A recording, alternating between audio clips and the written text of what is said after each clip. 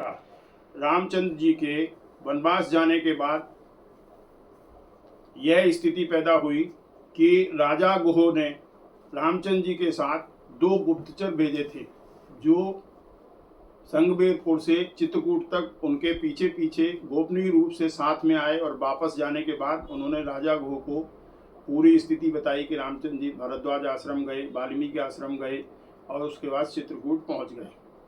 उसके बाद जब ये तय हो गया कि राजा रामचंद्र जी वनवास के लिए निकल गए हैं, सुमंत्र जी ने वापस जाने के लिए सोचा और गुह से रात्रि में बात की। सुबह जब सुमंत्र जी वापस आए तो रास्ते में वो यही सोचते रहे कि राजा को क्या जवाब दूंगा, राजा को क्या जवाब दूंगा, मेरी क्या स्थिति होगी।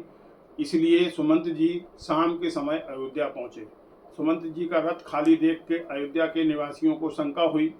स्त्रियों ने रोना शुरू किया, आदमियों ने उन्हें घेर कर पूछना शुरू किया, लेकिन सुमंत्र जी सीधे कौशल्या के भवन में गए, जहाँ कि राजा दशरथ अचेत अवस्था में हाराम करते हुए समय काट रहे थे।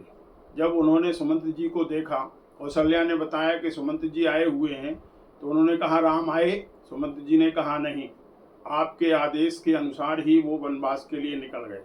राजा राम ने ये कहा है कि पिता के वचन सर्वोपरि होते हैं, इसलिए उन्होंने आने से मना कर दिया। लक्ष्मण जी को रामचंद्र जी ने वापस भेजने के लिए कहा था, लेकिन रामचंद्र जी ने ये कहा कि मेरी माता सुमित्रा ने ये कहा है कि राम को पिता मानो, सीता को माता मानो और जहाँ रहो उसी को अयोध्या मानो, उसी के बाद आप उनके साथ रहें। अतः लक्ष्मण जी ने मना कर दिया। जानकी जी रामचंद्र जी की छाया हैं, वो उनके साथ रहती हैं, अतः उनके आने का कोई प्रश्न ही उपस्थित नहीं होता, मैं अकेला आया हूँ। इतना कहकर दशरथ जी बहुत शोक प्रकट करने लगे। उसी शोक प्रकट करने में कौशल्या जी ने दशरथ जी को उपालंब दिया कि आपने मेरी सौत कैकई की बात को मान के मेरे पुत्र को वन में भेजा है। ऐसा कह के दशरथ जी ने जब कौशल्या जी को बताया तो कौशल्या जी ने उनके चरण पकड़े कि स्वामी, मेरे से जो गलत बात हुई है आप उसको माफ़ करें। मुझे ये लगता है कि जब मैं राजकुमार था, मेरे हाथों से ऋषिपुत्र श्रवण की हत्या हुई थी। ऋषिपुत्र श्रवण के पिता ने मरते समय मुझे ये श्राप दिया था कि जिस प्रकार मैं अपने पुत्र की याद में मर रहा हूँ, तुम भी अपने पुत्र की याद में मरोगे, और जब तुम्हारी मृत्यु होगी तो तुम्हारे पास तुम्हारा कोई भी पुत्र तुम्हारे पास नहीं होगा। वही स्थिति मेरे को लग रही है।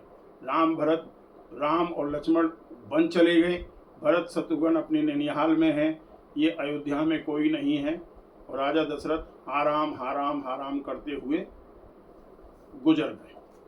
जब सुबह हुई, राजा के गुजर जाने की जानकारी मिली, तो मंत्रियों ने एकत्र होकर वशिष्ठ जी से कहा कि शीघ्रगामी दूत आप जो है कैकई प्रदेश को भेजिए। 5 दूत भेजे गए जो शीघ्रगामी थे और विभिन्न क्षेत्रों के तहत होते हुए वो कैकई देश की राजधानी राजगृह पहुँचे, और राजगृह पहुँच के उन्होंने भरत के नाना अश्वपति को और उनके मामा युधाजित को वशिष्ठ के द्वारा भेजे गए सारे के सारे उपहार अर्पित किए, और राजकुमार भरत से ये कहा कि गुरु जी का आदेश है, कृपया सुने। अयोध्या में आपको अति उत्तम कार्य आ पड़ा है, आप शीघ्र अयोध्या लौटें। भरत जी के बार बार पूछने पर दूतों ने यही शब्द दोहराया, इसके अतिरिक्त कुछ नहीं बोले। मामा योधाजित ने भरत और शत्रुघ्न के साथ एक बहुत बड़ी सेना तय कर दी। सेना उनके साथ गई।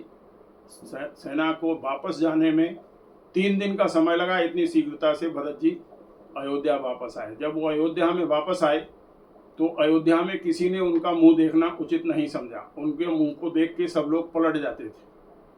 भरत जी अपनी माता कैकई के घर में गए। भवन में जाने पर कैकई ने उनका स्वागत किया। तब उन्होंने पूछा कि भैया राम कहाँ हैं, राजा दशरथ कहाँ हैं? कैकई ने कहा कि राजा दशरथ तुमको अयोध्या का राज्य देके स्वर्ग सिधार गए हैं, और भैया राम अपने भाई लक्ष्मण और जानकी जी के साथ वन को प्रस्थान कर गए हैं। अब ये अयोध्या का राज्य निष्कंठ रूप से तुमको प्राप्त हुआ है, तुम इसका राज्य भोगो।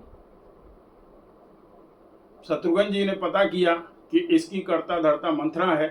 मंथरा को लाके उन्होंने जो है भरत जी के सामने प्रस्तुत किया, तो भरत जी ने उन्हें मारने से मना कर दिया कि रघुकुल की तलवारें स्त्रियों पर चलाने के लिए नहीं होती हैं। इसके बाद वो कौशल्या जी के महल में गए। कौशल्या जी के महल में जाके उन्होंने पूरी स्थिति को समझाया और कहा कि मेरा इसमें कोई भी दोष नहीं है, मेरा इसमें कोई भी भाग नहीं है, मेरे लिए अभी भी राजा राम है, मैं अयोध्या का राज सिंहासन लेने से स्पष्ट तौर पर इनकार करता हूँ।